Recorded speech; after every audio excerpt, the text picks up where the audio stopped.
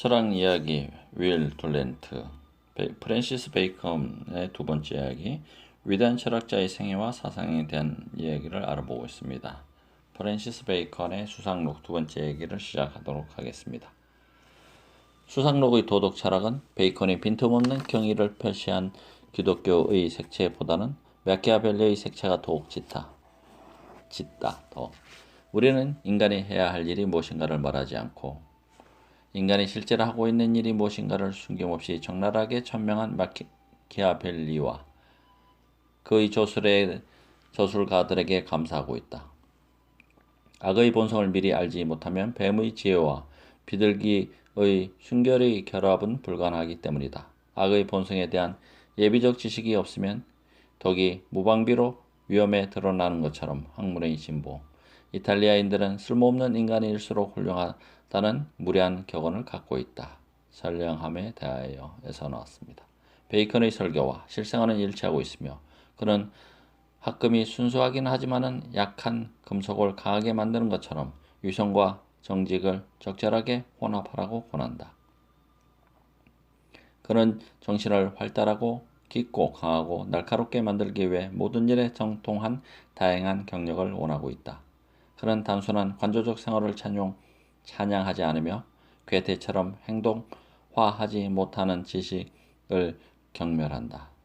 우리는 인생의 극장에서는 신들과 천사들만이 관객임을 잊지 말아야 한다. 학문의 진보. 그는 애국심 때문에 왕과 동일한 종교를 믿는다. 때때로 무신론이라는 비난을 듣고 그의 모든 철학적 경향은 세속적이고 합리주의적임에도 불구하고 그는 열렬한 또는 표면상으로는 진지하게 무신앙을 비난한다. 나는 이 우주의 질서에 정신이 없다고 믿기보다는 오히려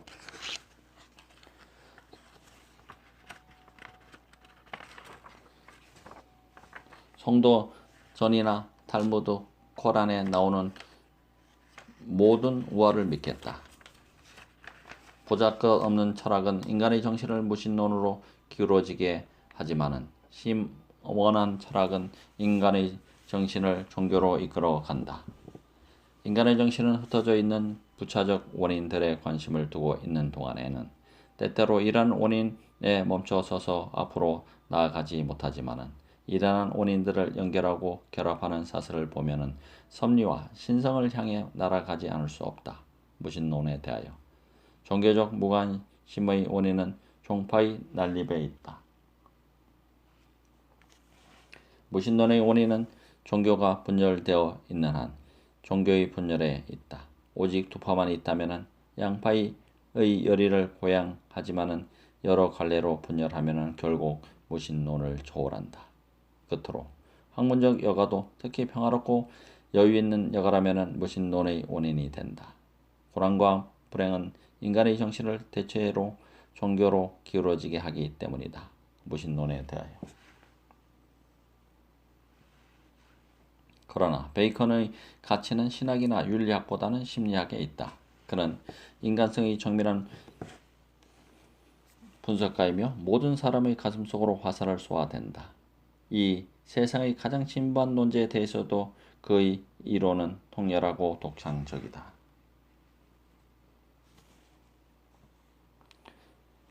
결혼한 남자는 결혼 첫날에 그 사고에 있어 7년이나 성숙한다. 벌리 경에게 보낸 편지. 못난 남편이 좋은 아내를 맞이하는 것은 흔히 있는 일이다.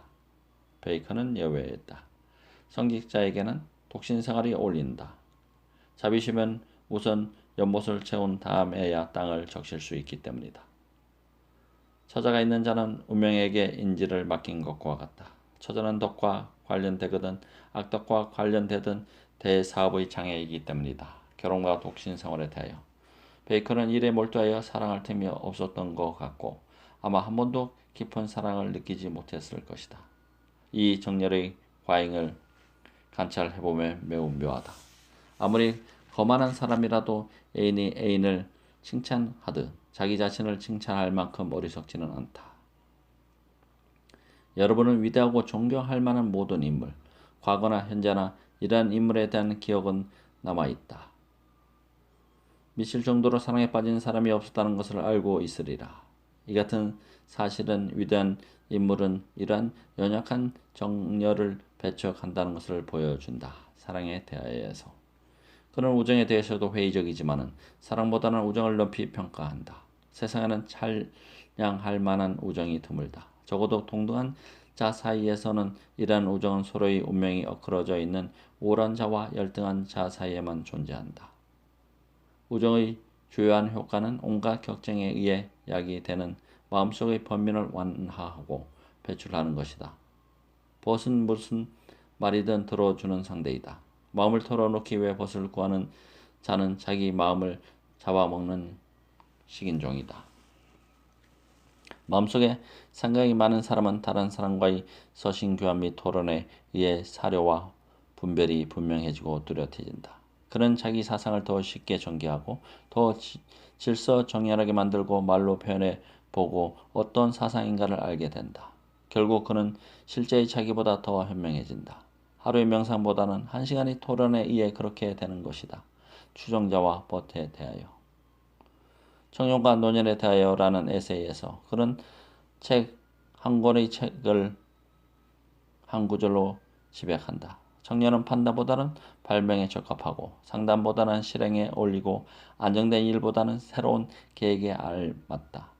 나이 든 사람은 경험은 그 연령의 범위 내에서는 노인들을 인도하지만은 새로운 일에 있어서는 그들을 배반하기 때문이다. 청년들은 평소의 행동이나 일의 처리 과정을 보면은 간직할 수 있는 것보다 더 많은 것을 탐내고 진정시킬 수 없을 정도의 소동을 일으키고 수단이나 정도는 고려하지 않은 채 목적을 향해 뛰어가고 불합리하게도 우연히 마주친 소수의 원칙을 추구하고 혁신의 방법을 고려하지 않으므로 뜻밖의 불편을 겪는다. 노인은 지나치게 반대하고 너무 오래 상담하고 몸이 너무 좋고 너무 일찍 후회하고 어떤 일을 끝까지 밀고 나가지 못하고 중도에서 만족한다. 분명히 어떻게 하든 양쪽의 장점을 채택하는 것이 좋다. 양쪽의 장점이 서로의 약점을 상쇄하기 때문이다. 그럼에도 불구하고 그는 청년과 소년에게 너무 자유를 허용하면은 문란해지고 방종하지 않을까 염려한다. 어버이는 자녀에게 권하고 싶은 직업이나 진로를 일찍 선택하지 않으면 안 된다. 이 무렵에는 자녀들이 가장 유동적이기 때문이다. 또한 그들이 가장 좋아하는 일을 시키면 가장 잘하리라고 생각하고 그들의 소질을 너무 참작하는 것도 좋지 않다. 자녀의 관심이나 적성이 각별하면 이를 저지하지 않는 것이 좋지만 일반적으로 최선을 선택하라. 습관은 이것을 즐겁고 안락한 것으로 만들리라 라고 피타고라스 학파의 가르침은 옳다. 어버이와 자녀에 대하여. 습관은 인간 생활의 집정관이기 때문이다. 습관에 대하여. 수상록의 정치학은 통치 대망을 품은 사람들에게는 당연한 이론인 보수주의를 설교한다. 베이컨은 강력한 중한 집권을 바라고 있다. 군주 정치는 최상의 통치 형태이며 국가의 능률은 흔히 권력의 집중도에 따라 달라진다. 정부에는 준비, 토론 또는 검토, 완성 또는 실행이라는 세 가지 일이 있다. 속회를 원한다면 그중 두 번째 일은 다수의 사람들에게 맡겨놓고 첫째 일과 셋째 일은 소수의 사람들에게 맡겨야 한다. 급속한 처리에 대하여.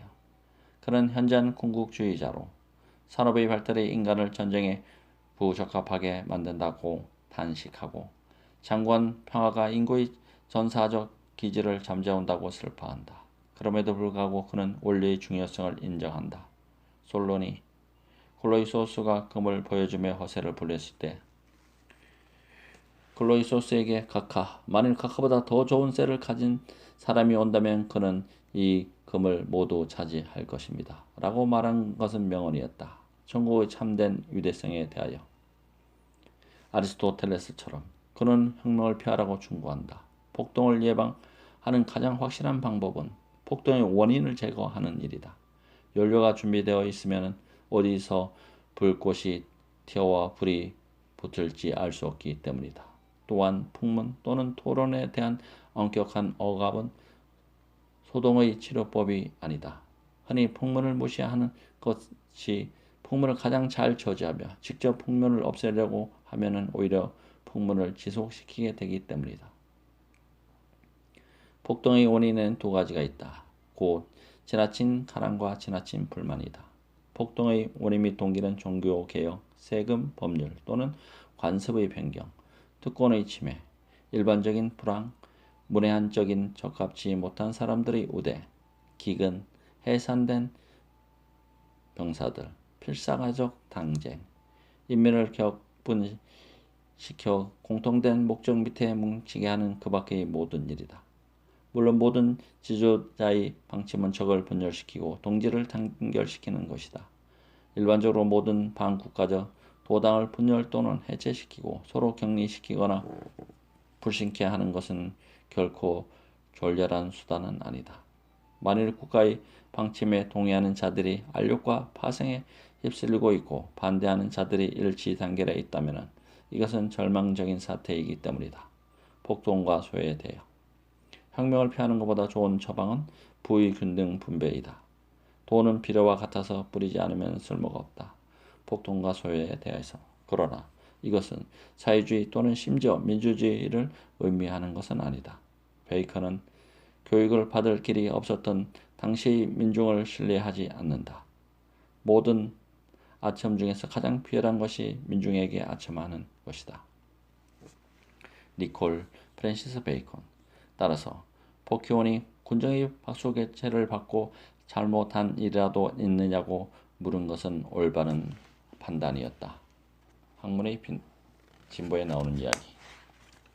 베이컨이 바람직하다고 생각하는 것은 첫째가 부유한 자작몽이고 둘째가 행정에 참여하는 귀족 계급이고 그리고 무엇보다도 철인 왕을 좋아한다. 학식은 통치자 밑에서 정치에 실패한 예는 거의 없다. 그는 세네카, 안토니우스, 피우스, 아우렐리우스 등을 가리키고 있으며 후세 사람들이 자기 이름을 이들의 이름에 첨가해 주는 것이 그의 희망이었다.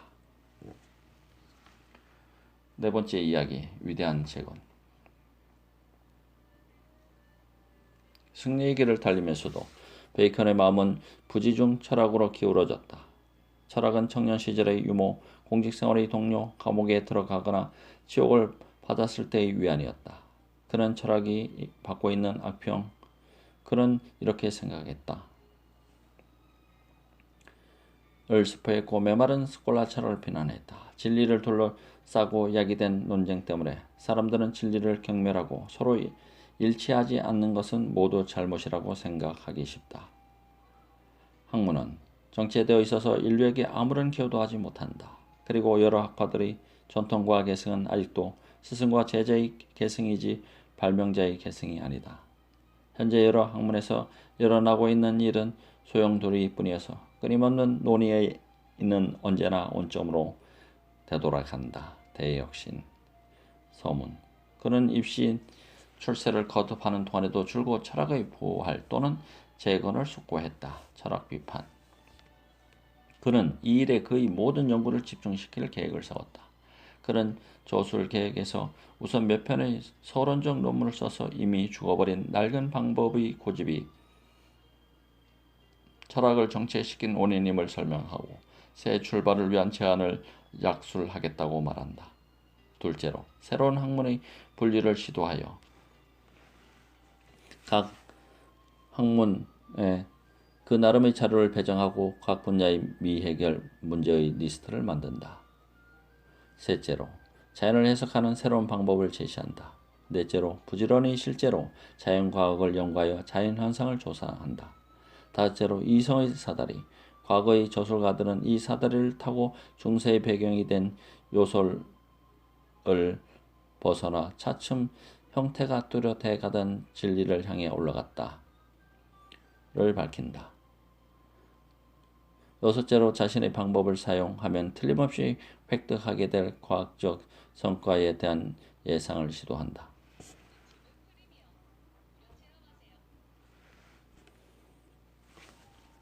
마지막으로 제2철학으로서의 이러한 모든 과학의 싹. 그는 이러한 과학을 예언한 자가 되려고 했다. 꽃피울 될 유토피아를 그린다. 이 전체는 대혁신 곧 철학의 대재건의 내용이 될 것이다. 참으로 장엄한 계획이었고 아리스토텔레스를 제외한 사상 선례가 없었다. 이론보다는 실제, 사변적 정합성보다는 특수한 구체적 결과를 목적으로 삼았다는 점에서 다른 모든 철학과 다르다. 지식은 힘이다. 단순한 논증이나 장식이 아니다. 지식은 견지되어야 할 의견이 아니라 이룩해야 할 일이다. 그리고 나는 어떤 학파나 이론의 기초가 아니라 호용의 힘의 기초를 놓기 위해 노력하고 있다. 대혁신 서문에서. 여기서 처음으로 근대 과학의 음성을 듣게 된다. 학문의 진보에 대해서 프란시스 베이컨의 학문의 진보에 대해서 알아보겠습니다. 이를 이룩하려면 지식이 있어야 한다. 자연은 복종함으로써 지배할 수 있다. 저술 계획. 자연의 법칙을 배우자. 그러면 현재는 무지 때문에 자연의 노예가 되고 있지만 자연의 지배자가 될 것이다. 과학은 유토피아에 이르는 길이다. 그리고 이 길은 어떤 상태에 있는가? 꼬불꼬불하고 어둡고 제자리를 맴돌고 쓸데없는 샛길에서 방황하고 광명이 아니라 혼돈으로 이어져 있다. 그러므로 학문의 상태를 점검하고 각 학문의 고유하고 분명한 분야를 할당하는 일부터 시작하자. 여러 학문에 자기 자리를 잡아주고 그 결함과 요구와 가능성을 검토하고 빛을 기다리고 있는 새로운 문제들을 지적하고 일반적으로 이 문제들의 뿌리둘레의 흙을 조금씩 파헤치자. 학문의 진보. 이것이 학문의 진보에서 베이컨이 스스로 설정한 과제이다. 그는 마치 자기 영토에 들어서는 왕처럼 지식을 순시해서 어떤 부분이 황폐한 채 경작되지 않았고 인간의 근면이 미치지 못했는가를 알아보고 버려진 땅을 지도에 정확히 기입하여 공사의 인력을 이 지역의 개발에 투입하려는 것이 나의 의도라고 말한다. 그는 잡초무성한 땅의 충실한 측량사가 되어 길을 고치고 일꾼들에게 땅을 나누어 주려고 한다. 이것은 거만할 정도로 대담한 계획이지만 베이컨은 대항해를 계획하기에 충분할 만큼 젊다. 42세는 철학자로서 젊은 나이다. 그는 1592년 벌리에게 보낸 편지에서 나는 모든 지식을 나의 영토로 삼았다고 말한다. 그러나 이 말은 설익은 대형 백과사전을 간행하겠다는 뜻이 아니라 사회 개조를 위해 모든 학문의 비판자, 조종자가 되고 모든 분야를 망라하여 연구하겠다는 뜻을 암시하고 있을 뿐이다. 그의 문체가 품이 있고 우아한 것도 또 때로는 영국 산문의 최고봉에 이르게 된 것도 이와 같이 장엄한 목적이 있었기 때문이다. 그러므로 그는 인간의 연구가 자연적 장애와 인간의 무지를 상대로 싸우고 있는 광대한 싸움터를 달리며 모든 분야에서 빛을 밝힌다. 그는 생리학과 의학을 중요시하고 의학을 자칫하면 음이 틀리기 쉬운 매우 정교하게 세공된 악기를 조종하는 학문이라고 격찬했다. 그러나 당시 의사들의 미지근한 경험주의와 모든 병을 동일한 처방, 보통은 하제로 처리하려는 경솔한 경향에는 반대한다. 의사들은 열고 닫는 열쇠만 가졌을 뿐 그 이상은 없는 주교와 같다. 그들은 단순한 우연, 체계 없는 개인적 경험에 지나치게 의존한다. 그들은 보다 광범한 실험을 하고 비교 해부학에 의해 인간의 해부학을 해명하고 시체만이 아니라 필요하다면 생체도 해부해야 한다. 그리고 무엇보다도 그들은 실험과 그 결과에 대해 접근하기 쉽고 이해하기 쉬운 보고서를 작성해야 한다. 베이컨은 심한 고통을 대가로 임종이 2, 3일 지연될 뿐인 경우에는 임종을 편안하게 촉진하는 안락사를 허용한다고 생각하지만 한편으로는 생명 연장의 기술을 더욱 연구해야 한다고 강조한다. 이것은 의학의 새로운 분야, 가장 고상한 분야임에도 불구하고 불충분하다. 만일 이 분야가 보충된다면 의사는 여러 가지 답답한 치료에 숙달되려고 할 필요가 없으며 또한 의사는 단지 필요하기 때문에 존경받는 것이 아니라 인간에게 지상 최대의 행복을 주는 자로서 존경받을 것이다. 음산한 소펜하우어주의자들은 이 점에 항의할 것이다.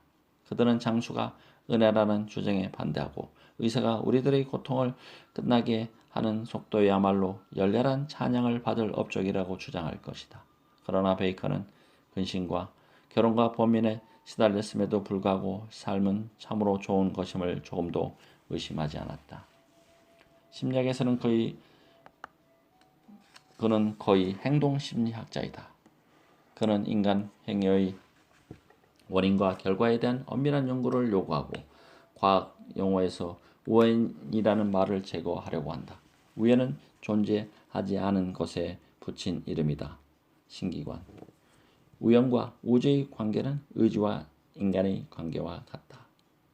자연의 해석. 이 짧은 구절에는 많은 의미와 선전포가 내포되어 있다. 곧 스콜라 철학의 자유의지론을 논의의 여지도 없다고 무시하고 의지와 이성을 구별하는 일반적 가정을 포기한다. 이것은 후세의 견해의 선치이지만 이 견해는 스피노자의 에티카에서 전개된다.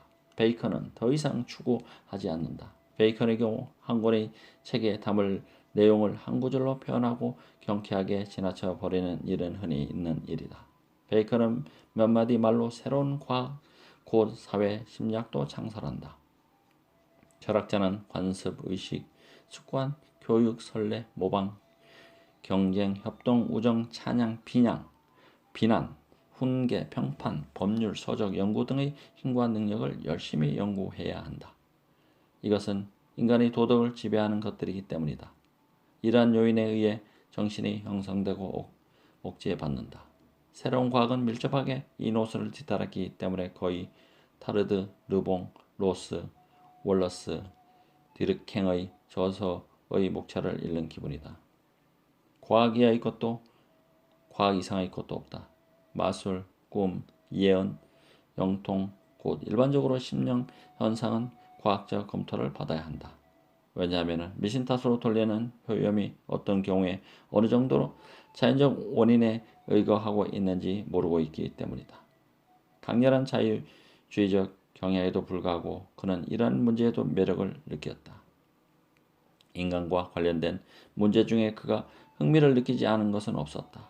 연금술로부터 화학에 싹튼 것처럼 이러한 연구로부터 어떠한 우회의 진리, 어떠한 새로운 과학이 자라날지 그 누가 알 것인가. 연금술은 포도밭 어딘가에 금을 묻어 놓았다고 자식들에게 유언한 사람에 비유할 수 있다. 자식들은 포도밭을 파보았으나 금을 찾아내지 못했고 그 대신 포도나무 뿌리 근처의 흙을 파헤쳐 포도 농사는 풍작이었다. 이와 같이 금을 만들어 내려는 연구와 노력은 많은 유용한 발명과 유익한 실험을 남겨놓았다. 학문의 진보 제8권에서는 또 하나의 새로운 과학이 형성된다. 곧 인생의 성공을 다루는 과학이다. 아직 혼자에서 밀려나기 전이므로 베이컨은 입신 출세의 방법에 대해 약간의 예비적 암시를 한다. 첫 번째 필요 조건은 자기 자신과 타인에 대한 지식이다. 너 자신을 알라는 반쪽에 지나지 않는다. 자기 자신을 아는 것은 주로 남을 아는 수단으로서 가치 있다. 우리는 부지런히 우리가 상대하고 있는 독특한 사람들을 조사해 보아야 한다. 곧 그들의 기질, 욕망, 견해, 관습, 습관, 그들이 주로 의지하고 있는 후원, 조력, 확신, 그들이 드러내거나 빠지기 쉬운 결함과 약점, 그들의 친구, 도당, 보호자, 추종자, 적, 선망하는 자, 경쟁자, 그들의 면접 시간과 그 태도 등을. 그러나 타인의 마음의 열쇠를 여는 가장 확실한 열쇠는 그들의 기질과 성질 또는 그들의 목적과 계획을 음미하고 검토하는 것으로. 비교적 약하고 단순한 자는 그 기질에 의해 비교적 신중하고 꼼꼼한 자는 그 계획에 의해 가장 잘 판단할 수 있다.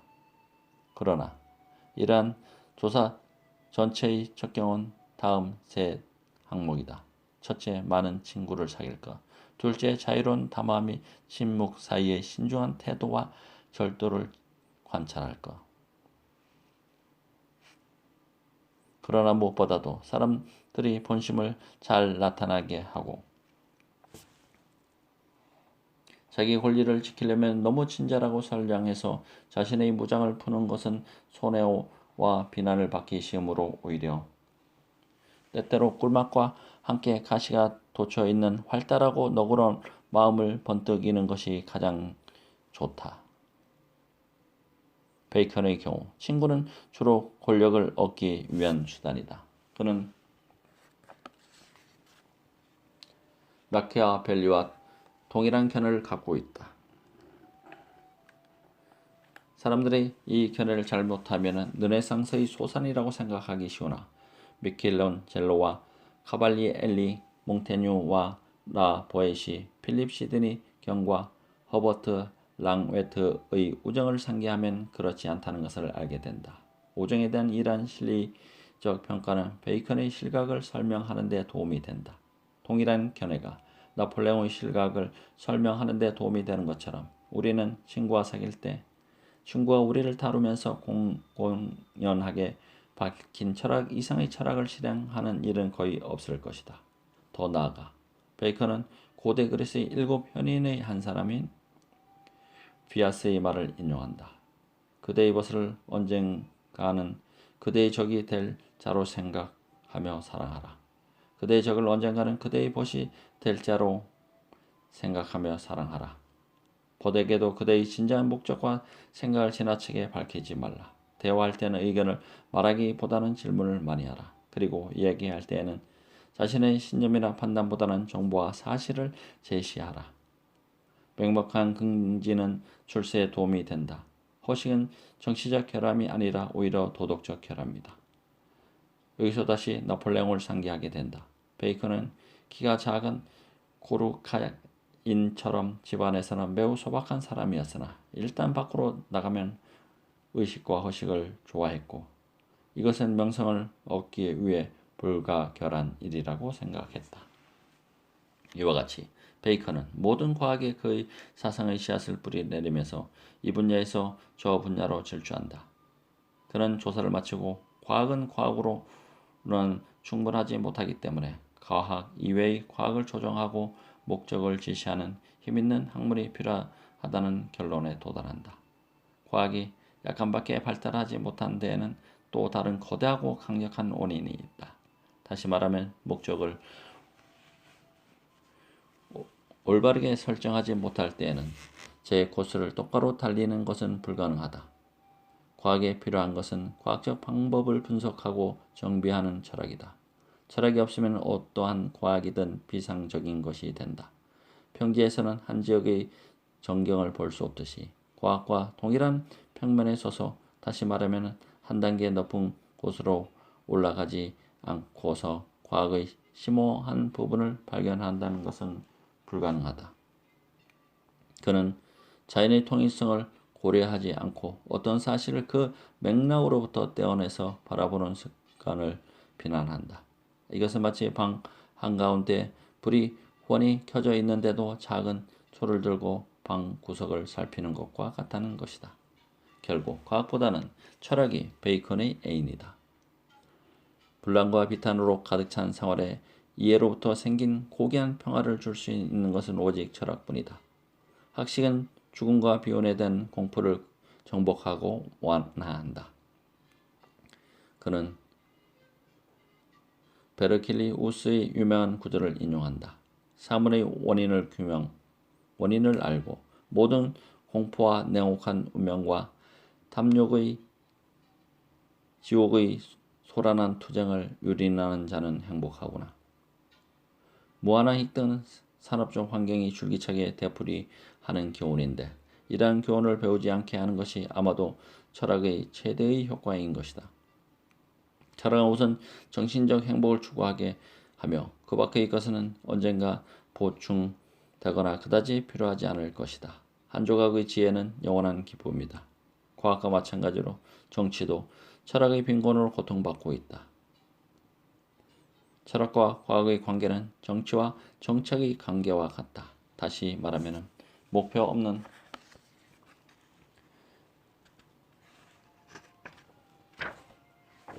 개별적 연구에 대해 포괄적 지식과 관망에 의해 인도되는 움직임이 철학이다. 지식의 추구가 인간의 생활의 현실적 요구로부터 전련될 때 스콜라 철학이 되는 것처럼 정책 수양도 과학의 철학으로부터 유리될 때 파괴적인 난동이 된다. 몸을 돌팔이 의사에게 맡기는 것은 잘못이다. 돌팔이 의사는 보통 몇 가지 처방에 의존할 뿐 병의 원인, 환자의 체질, 돌발적 위험, 참된 치료법을 알지 못한다. 이와 마찬가지로 국사를 경험에만 의존하는 정치가에게 맡겨놓는 것은 학문적 배경을 가진 다른 사람들이 섞이지 않는 한 반드시 위험에 처한다. 왕이 철학자가 되거나 철학자가 왕이 될 때 그 국가는 행복해진다고 말한 사람은 자기 전공에 치우친 말을 했다고 생각할지 모르나 최선의 시대는 지혜와 학식이 있는 군주 밑에서만 출현했다는 것을 경험에 의해 충분히 입증되고 있다. 그리고 그는 도미티 아누스 이후로 코모도 우수 이전까지 노마를 통치한 위대한 황제들을 상기시킨다. 따라서 베이컨도 플라톤이나 우리들과 마찬가지로 자신의 취미를 찬양하며 이 취미를 인간 구제의 길로 제시한다. 그러나 그는 플라톤보다는 훨씬 명백하게 이 차이는 근대를 알리는 것이다. 특수과학의 필요성과 특수연구에 종사하는 개인이나 집단의 필요성을 인정한다. 한 사람의 정신이 베이컨의 정신이라 할지라도 모든 분야를 포괄할 수는 없다. 가령 올림푸스 산정에서 내려다본다 하더라도 그는 도움이 필요하다는 것을 알고 있고 고리무원의 사업에 따르는 고공의 외로움을 절감하고 있다. 그는 어떤 친구에게 자네는 어떤 동료들과 일을 같이 하고 있나? 라고 묻고 나의 경우는 완전히 혼자일세 라고 말한다. 그는 과학자들이 끊임없는 연락과 협력을 통해 특수 연구를 하면서 어떤 대조직에 의해 공동 목표를 지향하게 되는 상태를 꿈꾼다. 여가가 많은 사람들과 그러한 사람들이 몇 세대에 걸친 협력으로부터 어떤 결과를 기대할 수 있는지 생각해보라. 한 번에 한 사람만 갈 수 있는 길이 아니라 여러 사람의 노력과 근면이 가장 잘 직결되고 분배되고 결합될 수 있는 길이기 때문에 더욱 그렇다. 많은 사람들이 같은 일을 하지 않고 어떤 사람은 이 일을 어떤 사람은 저 일을 맡았을 때 비로소 인간은 그들의 힘을 깨닫게 될 것이다. 과학은 지식의 조직이므로 그 자체가 조직적이어야 한다. 그리고 이 조직은 국제적인 것이어야 한다. 이 조직이 국경을 자유롭게 출입하게 되면 유럽은 지적으로 하나가 될 것이다. 내가 찾아낸 두 번째 결함은 유럽 전체에 있어서 개별적인 국가에 있어서나 단과대학 또는 종합대학 간의 상호 교류와 협동이 없다는 것이다. 대학은 서로 연구 주제와 문제들을 할당하고 연구와 발표에 있어서 협력하지 않으면 안 된다. 이와 같은 조직과 상호 관계를 갖게 되면 대학은 이른바 유토피아, 세계를 지배하는 공정한 학문의 중심으로서 왕가의 보조를 받을 것이다. 베이컨은 과학이나 기술 분야에서 대학 교수들이 받고 있는 빈약한 보수에 대해 언급하며 이 상태는 정부가 교육의 대업을 인수할 때까지 계속될 것이라고 예상한다. 가장 훌륭했던 아주 옛날의 현인들조차도 국가가 법률에만 몰두하고 교육에는 너무 태만한 것을 개탄해왔다. 그의 대망은 자연을 정복하고 인간의 힘을 증대를 위해 과학을 사회화시키는 것이다. 따라서 베이컨은 제임스 1세가 아첨을 좋아한다는 것을 알고 있으므로 아첨을 늘어놓으며 국왕에게 탄원한다. 제임스는 군주인 동시에 학자였고 수판이나 칼보다 펜을 더 사랑했다. 이와 같이 학문에 조예가 있고 박식한 왕에게는 기대할 만한 점이 있었다. 베이컨은 제임스에게 그가 세워놓은 계획은 실로 왕업에 속하는 것으로 한 사람의 노력은 내 거리의 동상처럼 방향을 지시할 수는 있으나 길을 건너가지는 못하는 것이라고 말한다. 물론 이 왕업에는 비용이 들겠지만은 왕후 및 국가의 대신이나 스파이들이 정보의 대가를 요구하는 청구서를 제출하는 것처럼 알아둘 만한 일에 대해 무지하지 않으려면 자유를 탐지하고 제보하는 자들에게도 청구서 제출을 허용해야 한다. 또한 알렉산드로스나 아리스토텔레스 에게 거대한 금액을 주어 사냥꾼, 정원사, 어부 등을 부리게 했다면 자연의 미로를 밝혀내는 이 사람들에게는 더 많은 혜택을 주어야 한다. 국왕의 도움이 있으면 대제거는 수년 내에 완성될 수 있으나 도움이 없으면 수세대가 필요할 것이다. 베이컨의 괄목할 만한 새로운 점은 인간에 의한 자연의 정복을 예언한다는 씩씩한 확신이다. 나는 기술과 자연의 경주에서 기술의 승리에 모든 것을 건다. 인간이 지금까지 해온 일은 장차 해야 할 일의 작수금에 지나지 않는다. 이 거대한 희망은 어디서 생겨나는가? 인간은 이미 2000년 동안 진리를 탐구하고 과학의 오솔길을 찾아내지 않았던가? 오랜 세월에 걸쳐 약간의 성과를 올렸을 뿐인데 이제 어떻게 거대한 성공을 기대할 수 있는가? 베이컨은 대답한다. 모두 지당한 말이지만은 인간이 지금까지 사용해온 방법이 잘못된 것이고 무익한 것이라면 어떻게 될까? 길을 잃고 연구가 샛길로 빠져서 결국 허사로 끝나고 말았다면 어떻게 될까? 우리는 연구 방법과 사고방식, 과학 체계와 논리학을 가차없이 혁신해야 한다. 아리스토텔레스의 기관보다 오르가는 보다 훨씬 새롭고 광대한 세계에 알맞은 기관이 필요한 것이다. 그러므로 베이컨은 가장 중요한 책을 우리에게 내민다. 프랜시스 베이컨 두 번째 이야기를 마치겠습니다. 세 번째 이야기는 신기관이 되겠습니다. 태백산지기였습니다. 감사합니다.